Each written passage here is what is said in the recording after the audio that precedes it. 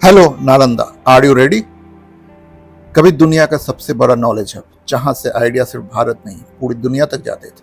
Yes, I am talking about Nalanda. और आज उसी विरासत को दोबारा जीवित करने की एक खूबसूरत कोशिश हो रही है। Nalanda international literature festival 2026। यहाँ सिर्फ किताबें नहीं, यहाँ कन्वर्सेशंस हो रही है about culture, democracy, spirituality and identity. इस वीडियो में मैं आपको ले जाऊंगा एक ऐसे सफर पर जहां पास्ट और प्रेजेंट एक साथ चल रहे हैं, through powerful sessions, inspiring voices और एक ऐसी एनर्जी जो नालंदा को फिर से जिंदा करती है। तो चलिए शुरू करते हैं इस कहानी को, जो सिर्फ हिस्ट्री नहीं, एक मूवमेंट है। प्रकाशमान होने का प्रतीक, दीप सर्वदा शुक्ल का प्रतीक, दीप उल्लास का प्रतीक और तालियां खत्म होने स्थल का ऐतिहासिक क्षण नालंदा इंटरनेशनल लिटरेचर फेस्टिवल 2026, जिसका उद्घाटन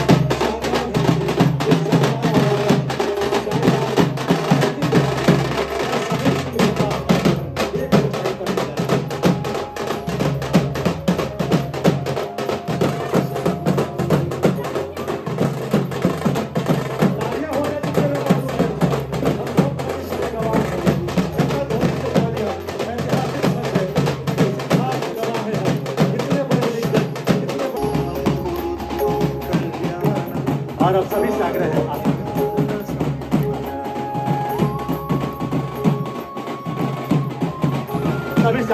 ग्रहण। कोई भी चीज में रुचि आती है तो हमने पॉइंट किया है पंगत।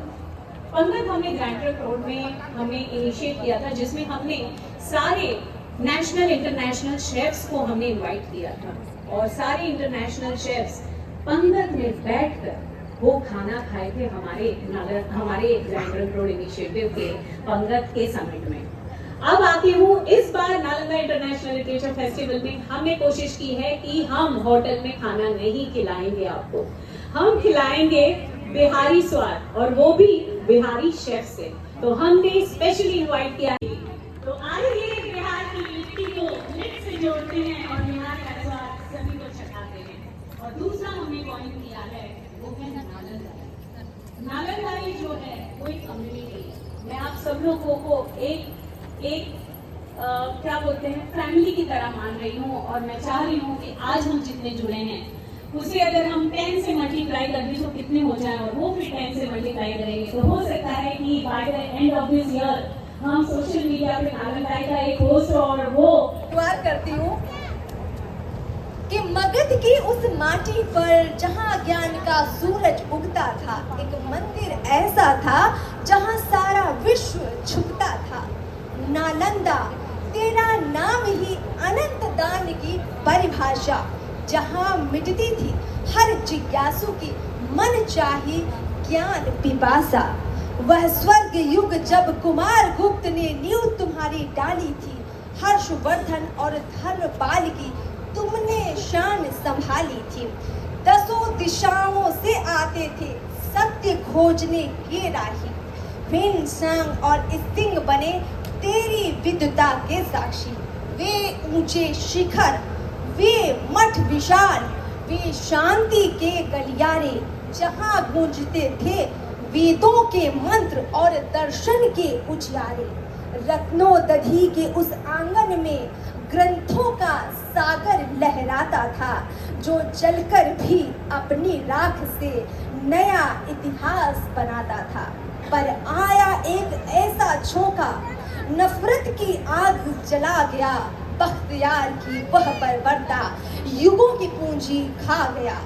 महीनों तक धुआं उठा उन पन्नों की सिसकारी थी, पर ज्ञान कभी मरता नहीं, यह आत्मा सदा अमर तुम्हारी थी। आज खंडहर भी कहते हैं तुम फिर जी उठे हो, मिटाने वाले मिट गए पर तेरा गौरव सदा रहा। फिर वही नालंदा है, फिर वही सम्मान है। भारत की इस धरती पर ज्ञान का फिर हुआ आवाहन है, ज्ञान का फिर हुआ आवाहन है। खाली कहते नालंदा। फिर मैं सोचती थी कि नालंदा तो था, लेकिन अब तो वो खत्म हुई 12 के साथ ही होता है, building the capacity for dialogue in communities. तो हमने देखा है, खास करके नागालैंड कॉन्फ्लिक्ट में देखा है, डायलॉग कैन चेंज थिंग्स। पर वही है। बहुत धन्यवाद। और ऊर्जा, शक्ति, नरमी, गर्मी सबकी आवश्यकता होती है और तभी चलता है। बहुत आभार। एक निश्चित तौर पर एक पावनी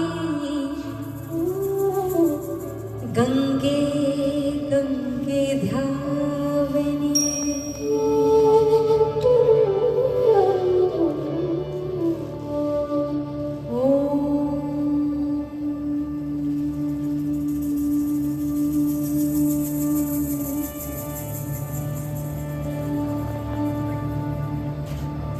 बड़ सुख सार बड़ सुख सार बड़ सुख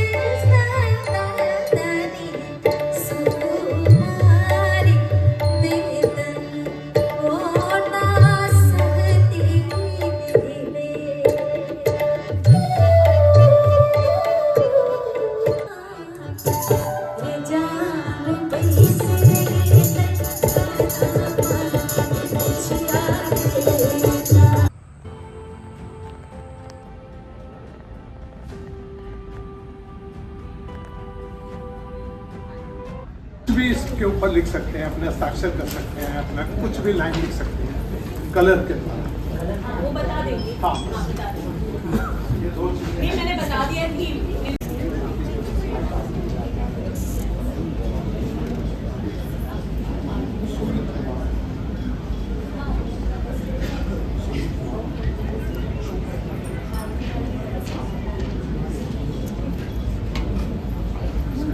पेंटिंग वर्कशॉप, इसमें बहुत बहुत आपका स्वागत करती हूँ। ये एग्जीबिशन भी है, आप सभी का स्वागत जोरदार तालियों से मैं करना। खोज हुई थी तो आपने उसी जीरो को यहाँ बनाया। अब इसके ऊपर बाकी सब हमारे साहित्यकार अपने अपने हस्ताक्षर करेंगे, अपने द्वारा कुछ न कुछ हमें।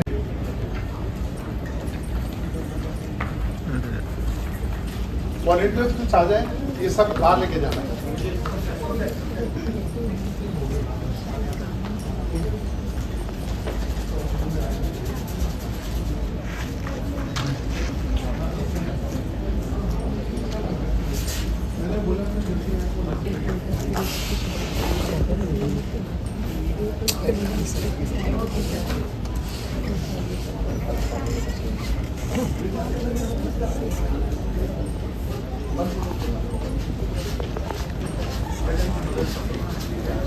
नदी पाषाणों में कुछ पल का अवकाश होना चाहिए, कुछ खुला आकाश होना चाहिए। और ये खुला आकाश प्रदान किया है अमृत फाउंडेशन ने, जिन्होंने एक ऐतिहासिक रेखा खींचीता का पानी प्राप्त नहीं हो। तो मैं साहब ने कहा कहिए, एक महिला ने कहा कि देखे देखे वो कुत्ता जा रहा है, आप जरा कुत्ते पर कविता सुना दीजिए। दिल्ली अकादमी अवार्ड 2008 और साहित्य अकादमी पुरस्कार 2024। और ऐसे नारी शक्ति अगर हमारे बीच हो तो इस साहित्य की ऊंचाई, इस लिटरेचर फेस्टिवल की प्रकाष्ठा को समझा जा सकता है। और तब तक, जब तक ये अपनी कुर्सी पर न बैठ जाए, तब तक तालियों के माध्यम से हम सम्मान प्रदान करते रहे। वशीभूत और ताली बढ़ती रहनी चाहिए।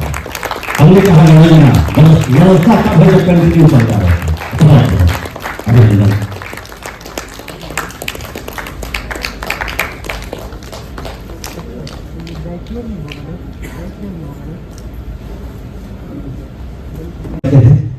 अपनी गाने को विराम लगाते हैं और एक बार तालियों के हवाले के साथ इस शब्द वैसे रात, उसे ऐसा कोई घर नहीं मिला जहां किसी की मृत्यु ना हुई हो। तब उसे समझ में आया। क्रिएटिव प्रोसेस को लेकर ये जो चीज़ें मुझे समझ में आई कि ये शेयर करनी चाहिए, और ख़ास करके राजगीर में बैठे हुए इस अनकंसोलेबल माँ को पूरा करना चाहिए। आपने बहुत खूबसूरती से जवाब दिया, बहुत गहरा जवाब दिया। और आपने कहा कि कुछ लोग A poet can take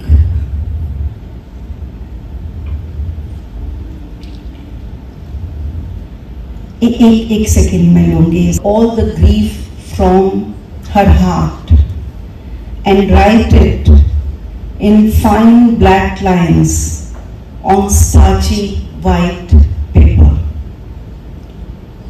कितनी साधारण सी बात है ना, ऐसा लग रहा है बड़ी साधारण सी लाइन है, इसमें क्या है?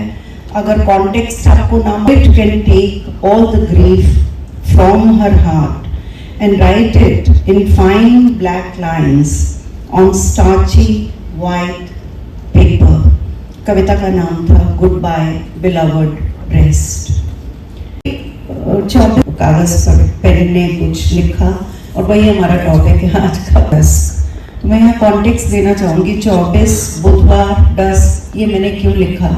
मेरा बच्चा इस दुनिया में 24 को आया, उस दिन बुधवार था और शाम का समय था। मेरा बच्चा इस दुनिया से 24 को गया, उस दिन भी बुधवार था और वो भी शाम का समय था। और उसके जीवन के बहुत सारे माइलस्टोन्स या इम्पोर्टेंट इवेंट्स या 24 या बुधवार और शाम के समय हुए। तो ऐसा है कि कभी कभी जीवन में कुछ ऐसी synchronicity years already, yes 11 long years already, 4018 days of pain that stays still, of a mother's weight that stays silent, and of love that stays sublime. A zillion breaths, each heavier than the other. A zillion quiet tears, hiding sacred.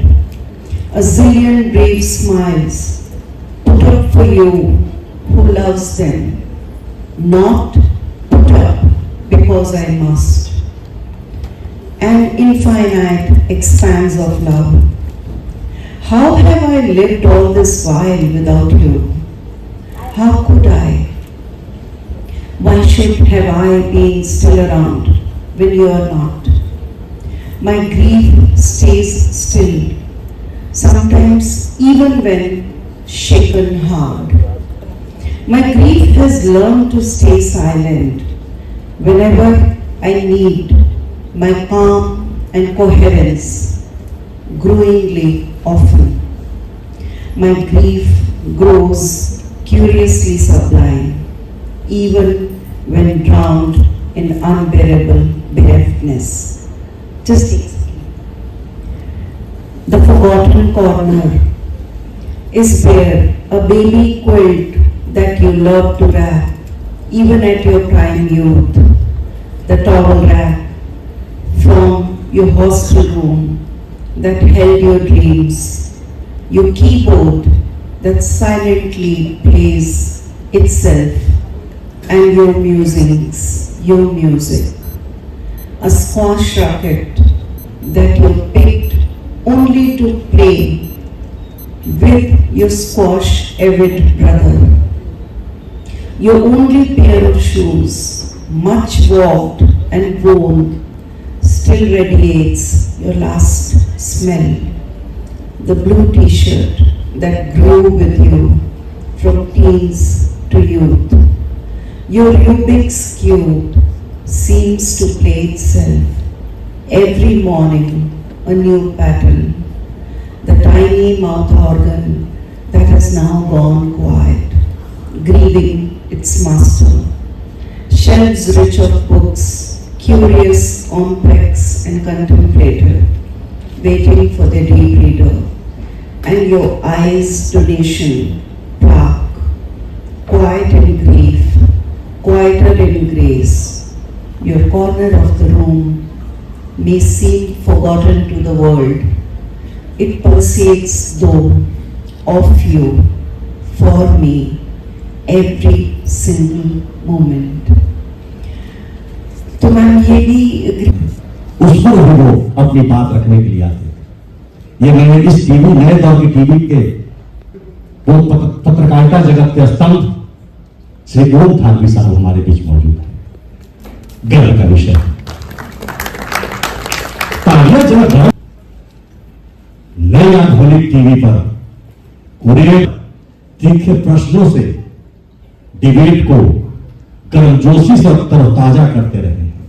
परिदृश्य में वो आवाज प्रखर रूप से जब सवालात करती है तो सामने वाले बहुत देर तक जवाब देने में क्या दे और क्या न दे इस पर विमर्श करना चाहता है। अतिथि के रूप में नहीं बल्कि आप हमारे होस्ट के रूप में और हमारे जितने कार्य होगा भारतवर्ष टीवी 9 भारतवर्ष के डिजिटल एडिटर हैं और अब इसके आगे मुझे कुछ कहने की हिम्मत नहीं है। मैं सीधे मंच समर्पित करता हूं। तालियां बजाइए एक बार जोरदार। देखें, समझें और क्या करें ऐसे। जी हाँ, और ऐसा बहुत कम सुनने, मैं तो नहीं सुना, इसलिए मुझे बहुत अच्छा लगा, दिल को छू गया। एक पत्रकार भी आधा कवि होता है, इसलिए मैं अपनी भावनाओं को रोक नहीं सकता और मैं सोचा उनको जरूर धन्यवाद करूँ। मैं अपने ठीक कविता का हर व्यक्ति के जीवन में और इनके प्रयासों के फलीभूत आज देखिए काफी कुछ बदलाव हम समाज में देख पा रहे हैं। जैसा कि मैंने पहले भी बताया था कि खास तौर पर ऐसे शौचालयों का आपने निर्माण पैदा हुआ, चाहे नायक पुरुष वो सब मां की गर्भ से पैदा होता है। हमसे कभी कोई नहीं पूछता कि आप मां भी थे। एक पल को मैं भी काफी भावुक भी हो गई, क्योंकि ये काफी जिस ममता की बात कर रही हैं, हम उस ममता को जब दिल में महसूस करते हैं तो फिर ना बेटी ना बेटा या समझ वाली बननी चाहिए। और अमिताभ बच्चन से लेकर जितने भी लेजेंड और जितने कलाकार हैं सभी पर आपने समीक्षा दी है और हाल ही में अब आपके यूट्यूब चैनल भी है सिने माहौल, उसके माध्यम से अपनी समीक्षा लगातार आप रखते रहते हैं, उस जिसमें आप एडिटर हो चुकी है। हिंदी सिनेमा और बायोग्राफी मिलाकर कुल 13 पुस्तकें आपने लिखी है। अमिताभ बच्चन द लीजेंड और द स्टोरी फॉर सो फार, ये तमाम पुस्तक से मोदी जी के ऊपर अभी आपने एक पुस्तक हो या कोई भी रोल बैंड बाजा बारात हो, Ranveer Singh lives to the character and delivers. उनका हाई लो चलता रहता है, वो तो हमारा भी चलता रहता है और मौसम का भी चलता रहता है। अक्षय खन्ना जरूर खो गए थे और इतिहास जो है हम बदलते हैं और इतिहास बदलने के लिए आज मैं सबका आभारी हूँ। और नालंदा इंटरनेशनल लिटरेचर फेस्टिवल जो यहाँ हो रहा है इस मंच पर, सब देखिए पीछे अपने। For 1 hour, you will see people from Bhutan, you will see people from Thailand, Cambodia, pretty much all over the world.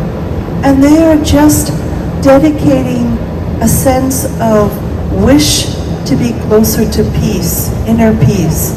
And that is a individual journey that you have to taste and you have to go deeper into. And so I think India is very blessed that way, because many of you have been brought up in a very traditional way with families that have pujas, that have text reached in different translations, wanted to come to Bihar and actually experience on the place where it originated. And that is how you find travelers like Fahiyan, Hyun Sang coming all the way. And what they have left behind are other texts. Texts on the accounts of those times. Hyun Sang, when he came, when he describes Peshawar as Purshapur, he describes Rajgir, he describes Nalanda. He has left a very different insight.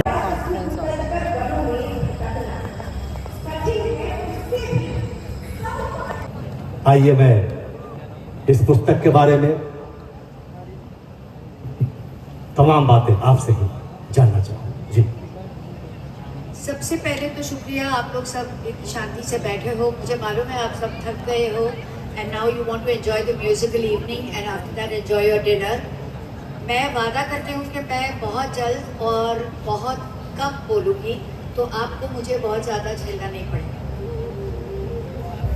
मैंने करीबन 20 किताब लिखी है, ये मेरी 20वीं किताब है। It's called farewell Karachi.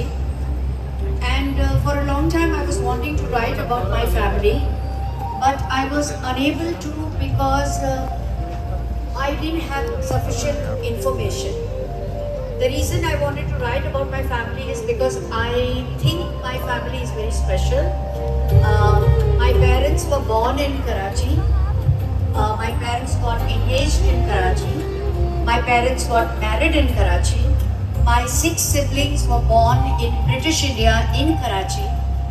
My parents witnessed the World War I, World War II, and later the partition in 1947. And that was the time my father, my mother, and my older 6 siblings migrated in a steamer to Kutch, because that was the port, and that is where they stayed for a while. And after that, they came to Bombay. It is a story of a Gujarati Lohana family at the cusp of a changing India. And इतनी सारी कहानियाँ हैं इस किताब में कि मुझे एक फिल्म स्टार ने पूछा कि तुम ये कहानी लिख तो रही हो, मगर उसे पढ़ेगा कौन? क्योंकि आजकल फिल्म स्टार्स के पिता और ग्रैंडफादर के बारे में भी लोगों को पढ़ने के लिए न श्रद्धा है, न पेशेंस है, न धीरज है। मैंने कहा कि मैं ये कहानी इसलिए लिख रही हूँ क्योंकि ये सिर्फ मेरे माता पिता या मेरे परिवार की कहानी नहीं है, ये एक इंडिया जो फेज से गुजर रहा था उस इंडिया की कहानी है। और माइग्रेशन हमेशा हम सोचते हैं कि पंजाब का हुआ था, people came in the train, या सोचते हैं कि बंगालीज और असम में हुआ था। बहुत कम लोग जानते हैं कि Lohana Gujaratis were settled for more than 100 years इन कराची। उनके ब्रिटिशर बॉस ने कहा आप चले जाइए, हम आपको भेज देंगे। My father said no, I have 8 mouths to feed. और उनकी आवाज़ में, उनके इमोशन में कुछ इतना सच्चा था कि ब्रिटिशर, उसके जो बॉस थे, वो इससे कुछ पिघल गए कि उन्होंने फौरन उनको वर्क ऑर्डर दे दिया और 3 महीने की सैलरी भी दे दी। अभी उनको सिर्फ स्टीमर की टिकट बुक करनी थी, अपना जो छोटा सा कराची का घर था उसे बेचना था, और ये सारा बहुत मुश्किलात से उन्होंने किया।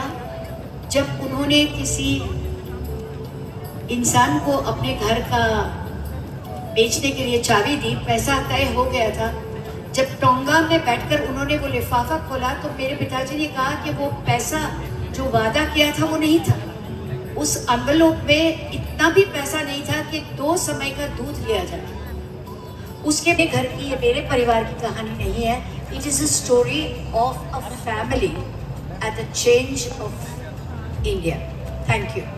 मेरा नाम सुमित है और मैं उत्तराखंड से बिलोंग करता हूँ। एंड आई वांट टू से थैंक्स टू वैशाली मैम जो सो अभी मैं सेशन करने वाला हूँ एक, जो मैं हर जगह करता हूँ।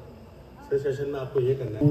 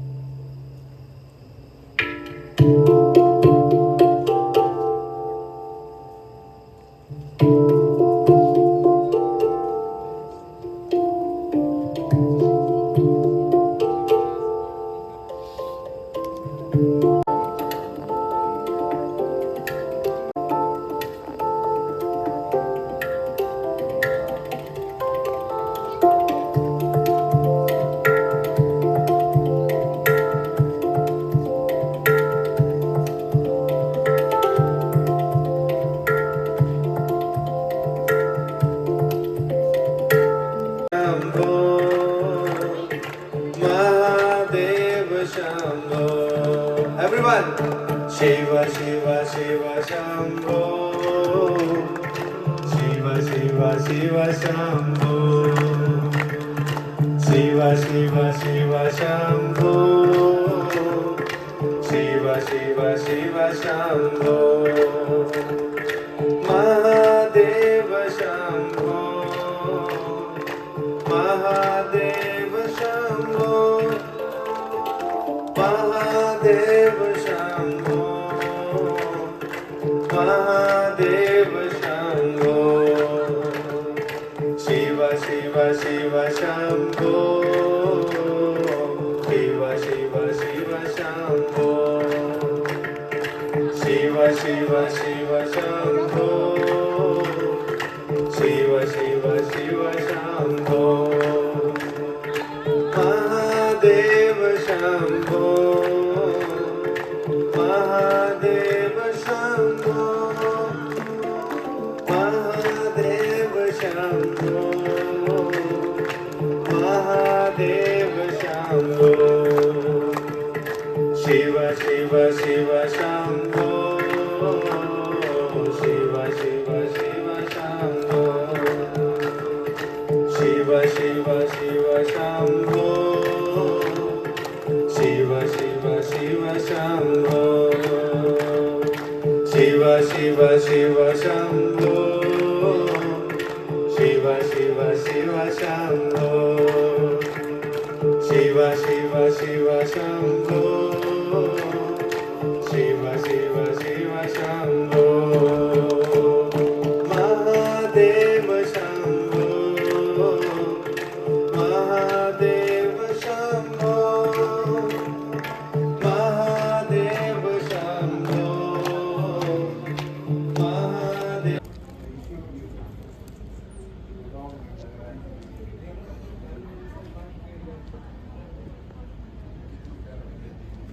जिसके बारे में जिक्र देश भर के अंदर हो, दुनिया भर के अंदर हो, क्योंकि यहाँ बात किसी एक सम्मेलन की नहीं हो रही है, यहाँ बात भारतीय संस्कृति के पुनरुत्थान की हो रही है, यहाँ बात नालंदा के उस ज्ञान की हो रही है जिससे कभी पूरी दुनिया अचरज खाती थी।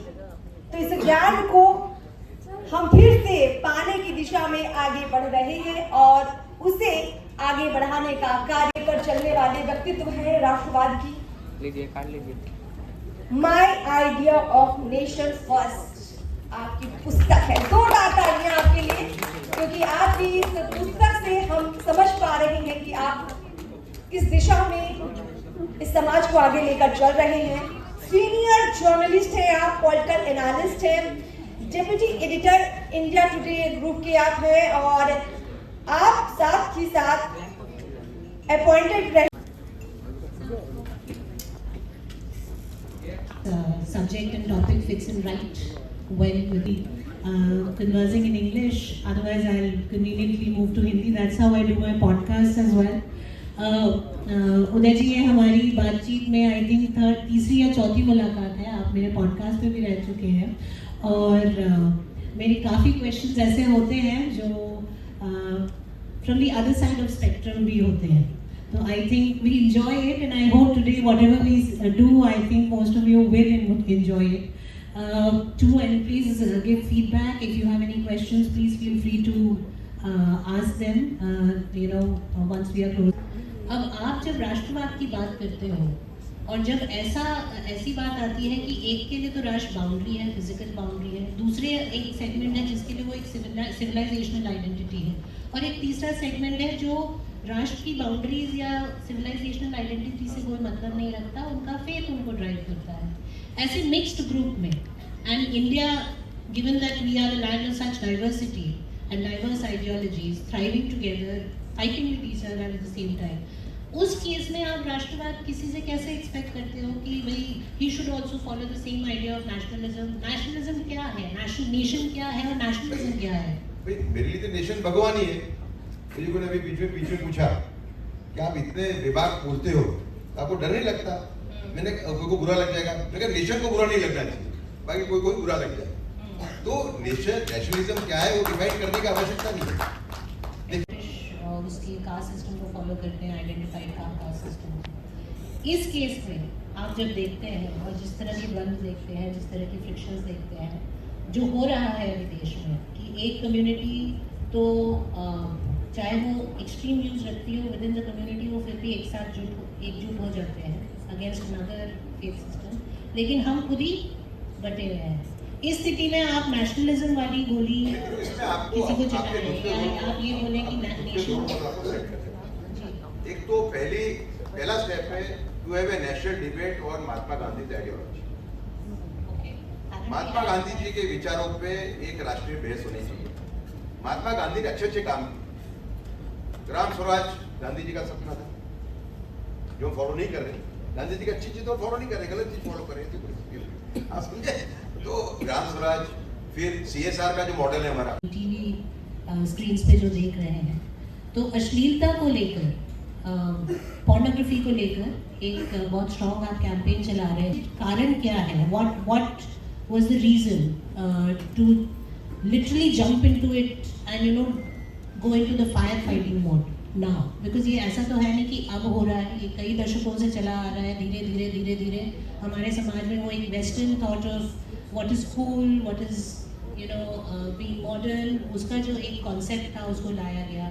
वही नहीं, अश्लीलता ही नहीं, बल्कि ये भी दिखाना पटचित्र के माध्यम से या स्क्रीन्स के माध्यम से, कि नॉट पटचित्र बट स्क्रीन्स के माध्यम से, कि एक पर्टिकुलर जो माइनॉरिटी है वो हमेशा इम्पैक्टेड रहती है, उस पर अत्याचार हो रहा है, मेजॉरिटी को फन करना. आई थिंक आप और जेम्स ऑफ बॉलीवुड जो है सब मिलकर इन सब चीज़ों पर धीरे उस पर जो है एक्शन ले रहे हैं. उसके बारे में थोड़ा बताइए कि हाउ डज दैट मेक मेरा तो कैंपेन वो है जो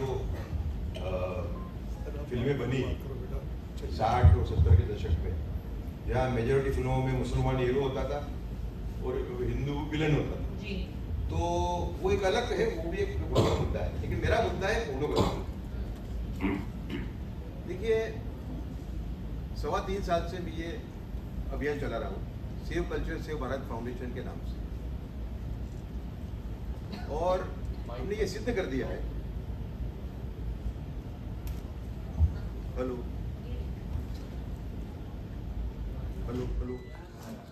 3.25 साल से हम काम कर रहे हैं. इसमें समय बड़ा जो एक बहुत ही भयंकर चित्र है जो देश के सामने नहीं है, कि 80% जो बलात्कार हो रहे हैं वो अश्लील कंटेंट को देख के हुए. ये बिल्कुल स्पष्ट है, हमारे राष्ट्रीय लेवल की फिगर नहीं है, कि जो एग्जांपल्स आते हैं, अभी कृष्णा डिस्ट्रिक्ट की फिगर है आंध्र प्रदेश, 220 केस रेप के हुए एक साल में. 80% जो आरोपी थे वो 18 साल के नीचे के लड़के थे, और सब पोर्नोग्राफी देखे कर रहे थे. सरकार की फिगर है, समझा? तो 80%. अच्छा, एंटी रेप एक्टिविस्ट है जैसे कि योगिता बहाना कि हमारे विचार थोड़े भिन्न है, पॉलिटिकल विचार और आइडियोलॉजिकल विचार, लेकिन इसमें वो she is a very good activist. वो भी मेरे से सहमत है कि मेजॉरिटी रेप्स इसके वजह से हो रहे हैं. एक प्रतिभा देसाई करके एक बीजेपी की नेता है सूरत की, वो रेप विक्टिम्स को रिहेबिलिटेट करती है. उनका भी ये कहना है तो देखिए इतनी भयंकर परिस्थिति है, गए 8 महीने के अंदर कम से कम ऑफिशियल 15 से 20 केस ऐसे हैं जहां भाई ने बहन पे बलात्कार किया पोर्नोग्राफी देखने के बाद। 10 से 15 केस ऐसे हैं जहां बाप ने बेटी भी किया पोर्नोग्राफी देखने के बाद। एक केस ऐसा है जिसमें एक पुरुष ने शराब पी के और पोर्नोग्राफी देख के अपनी मां पे बलात्कार किया। फिर मैंने एक किस्सा रेणु जी को बता रहा था, एक नासिक का डॉक्टर है, उसका बेटा उसके पीछे पड़ गया कि मुझे 16 साल का कि मुझे आप हॉस्टल में डालिए, घड़ी घड़ी बोल के पापा मुझे हॉस्टल में डालिए। तो उनको शक पड़ा कि कुछ उल्टी सीधी एक्टिविटी कर रहा है, तो उन्होंने भेज दिया उसको साइकोलॉजिस्ट के पास। जो साइकोलॉजिस्ट ने जो निकलवाया उससे वो तो एकदम हला देने वाला है। उसने कहा कि मैं पोर्नोग्राफी का इतना बड़ा एडिक्ट हूं कि मेरी माँ और मेरी बेटी के अंदर ही मुझे उस टाइप की फिगर दिखती है, और मुझे मालूम कि बहुत बड़ा पाप है ये। इसके लिए मैं चाहता हूं कि डॉक्यूमेंट्री भी बनाई है, और सबसे खास बात संवेदनाओं से परिपूर्ण, मानव समाज के लिए, मानवाधिकार के लिए सदैव आप प्रयत्नशील रहती हैं, और यूएस में आप लॉ के रूप में यानी कि कानूनी रूप से इसका पूर्णतः हिफाजत करती हैं कि किस प्रकार मानवाधिकार को संजोया जा रहा है। उस नारी शक्ति को बिहार की धरा पर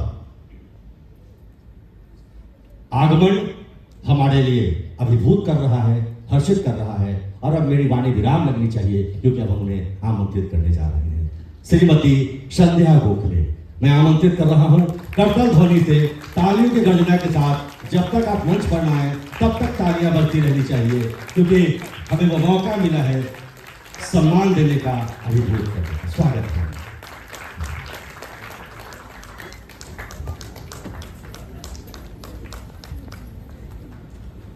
बिहार की धरा पर हम बिहारियों की ओर से आपका अभिनंदन, और अभिनंदन के बाद अब मुझे कुछ कहने से अलग बनाता है।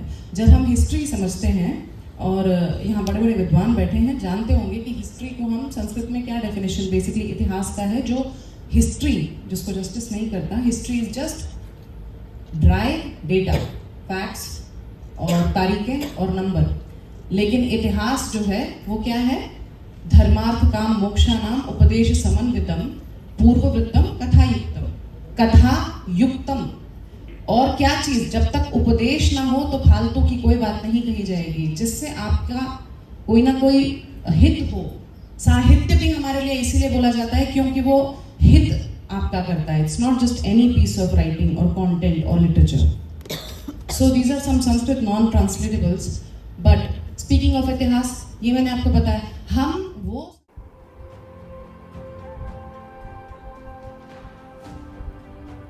तो यह था इस सफर का पहला हिस्सा, जहां हमने देखा आइडियाज का एक्सचेंज, थॉट्स का कॉलिजन और एक लीगेसी का रिवाइवल। नालंदा हमें यह सिखाता है कि नॉलेज सिर्फ सीखने की चीज नहीं बल्कि जीने का तरीका है, और अभी अभी बहुत कुछ बाकी। अगले पार्ट में हम और गहराई में जाएंगे और समझेंगे कैसे ये फेस्टिवल बिहार को ग्लोबल नैरेटिव में एक स्ट्रॉन्ग वॉइस दे रहा है। अगर आपको ये जर्नी पसंद आ रही है, लाइक, शेयर और सब्सक्राइब जरूर करें। मिलते हैं नेक्स्ट पार्ट में with even more powerful ideas.